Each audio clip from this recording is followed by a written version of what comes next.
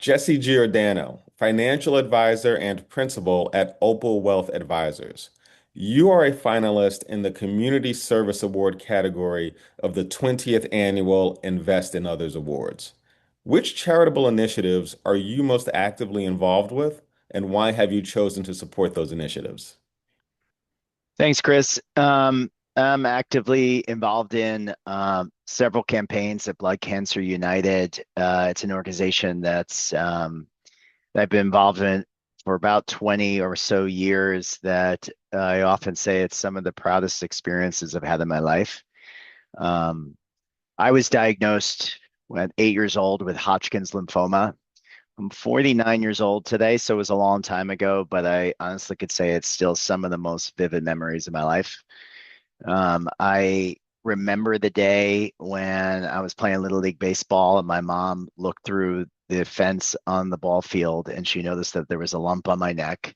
And when I came off the field, how she grabbed me and pulled me into her arms and was touching my neck saying, does this hurt? You have a lump on your neck. I remember that moment vividly. Next thing I can remember, I was in the doctor's in my pediatrician's office, and it's just a weird memory for me. It's like I don't remember sitting there on the table. It's like I was looking down on myself sitting there on the table as the doctors were examining me. And there was like three at the time, and I can see the expression on my parents' face, just the worry and the fear and the concern. Several like doctor visits later, and ultimately a biopsy confirmed I had Hodgkin's lymphoma. So I had just turned 8 at this time. I had no idea what Hodgkin's lymphoma was, but I know I needed special medicine, and that was turned out to be chemotherapy. That was the hardest part. I could still remember burning in my veins. I could still remember the nausea. I remember that vividly. I remember the tiles on the floor of the hospital, the black and blue tiles, the pictures of the photo contest that would hang on the walls of the hospital. It was a fundraiser that the hospital would do. But I also remember, amidst all the difficult moments, I do remember there were some real extraordinary moments. I do remember opening up the cards and the letters from my classmates in third grade, just saying "get well soon" and just how nice it was to be thought of. I remember family showing up, and I also, yeah, I was really struck by how total strangers those nurses and doctors would show up and care for me. I mean, they didn't know who I was, but their whole life was dedicated to it. I remember a particular time when I was going through treatment. I only had a few treatments left, but at the time they didn't give ports for patients at the time, so they did an IV every time they started the chemotherapy back then. And they had stuck me several times and they couldn't find a vein. Chemo would shrink the veins. I remember crying, begging my parents to let me go home. Just take me home, mom, take me home. Dad, I want to go home. And my mom stepped out because she started to cry. My dad tried to encourage me to stick it out. And there was this doctor who came into the room. His name is Dr. Weinblatt. He was responsible for every child on that floor.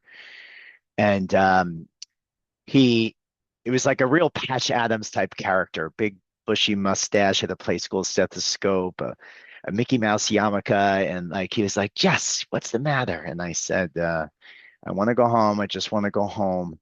I don't want to do this anymore." And I remember he grabbed my hand and he sat with me on the floor, and he said, "Don't worry, I got you."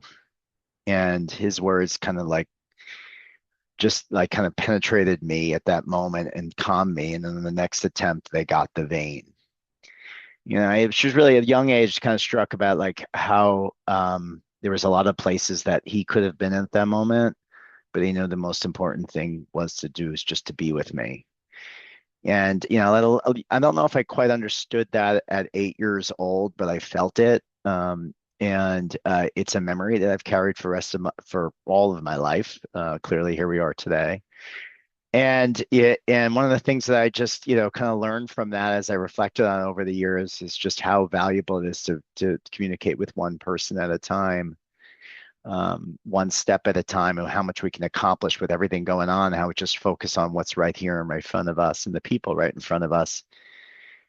As much as that was a profound moment for me, I hid from it for many years. It wasn't I spoke about my in my my treatment in high school once for a walk that showed up, But it wasn't until I got involved at Blood Cancer United that I realized that there is so much opportunity for us to do more for blood cancer patients. Blood Cancer United is dedicated to um, improving the quality of life of patients and family during treatment and to find new cures for blood cancers. And they do that through research, advocacy, and patient services to support patients and families during those times. I think though one of the most profound moments for me with Blood Cancer United is like when I was asked to get involved in many different activities. I was truthfully afraid to fail or not do well with fundraising, and I was scared to do it. I was just the fear of failure on something that was so meaningful to me was just stopped me from getting involved. And someone one day from the organization gave me the opportunity to share my story. Um, it was just about 10 years ago now that I was asked to do it. And something compelled me to just say yes, like I have to share my story. This is now 30 years after my treatment at this point. And I remember working hard on sharing my story that day. And when I finally shared it, I walked off the stage. It was at a big event, like a kickoff for the Light the Night awareness walk. It was just a kickoff event to try to get people involved and inspired to participate. And when I walked off stage, all these people came up to me and started sharing me their stories and wanted to know how they can get involved. And there was a moment that my experience of this treatment went from something I had to hide from or horror or something I had to put in the past to I realized that my story had power. It was almost like a superpower. And because whenever I shared it, people want to say, how could I help? How do I get involved?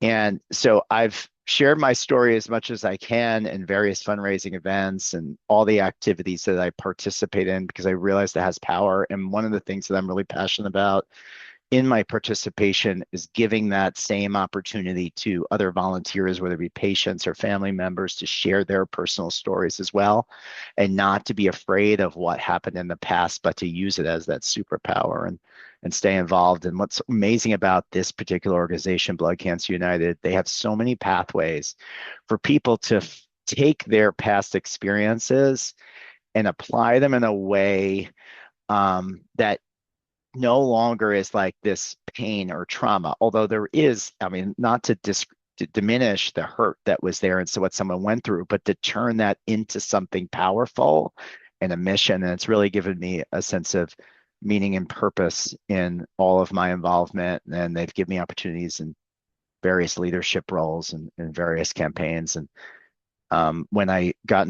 nominated for this position, I was thinking about there was there was a question somewhere along the way is like, why is it beneficial for advisors to get involved and give back?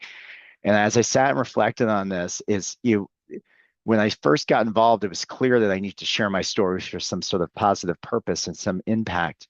But what I've gotten back personally through my experience, I've become a better person. I've become a better advisor. I understand people better. I listen better, and I know there's greater meaning behind um, all that we do. Jesse, a very powerful story. Thank you very much for sharing that. Now, Invest in Others focuses on charitable initiatives by individuals in the wealth management space. With that in mind, can you tell us a bit about your business? Yeah, happy to. Thanks for asking. So I'm a founder of a registered investment advisory firm called Opal Wealth Advisors. We're based in Long Island and Jericho, New York. We're a planning focused firm. We manage, we're closing in on $2 billion in assets for roughly about 600 households. And we built the firm really around the idea that financial planning really has to come before investment management, not the other way around. My business partners and I started Opal because we wanted to build something where advice was genuinely comprehensive to include things like tax planning, estate planning, retirement planning, life transitions, and not just a portfolio asset allocation dressed up or, pretending to be financial planning, where people have meaningful goals and things they want to accomplish, and that planning process should support that. I think what sets us apart really though in every relationships, it starts with something we call the Opal Way. It's our own internal planning framework. And we've worked hard over the years, like taking all the best ideas to can bring it together. And it forces real conversations about goals, life circumstances, what people want to accomplish and meaning before we talk about investments. Um, we're also intentional in how we develop advisors. We run a structured career track process for all of our advisors. So people come into the firm to be able to grow them into equity partners down the line and become exceptional advisors who can lead and carry on the foundation that my partners and I set initially. Um, I think most firms like out there, or many firms, just promote informally or lose good people to bigger shops, and we have a very structured process to developing people and seeing through that their mission, their drive uh, is fulfilled personally. Jesse, thank you very much for your time. Thank you. Appreciate the opportunity.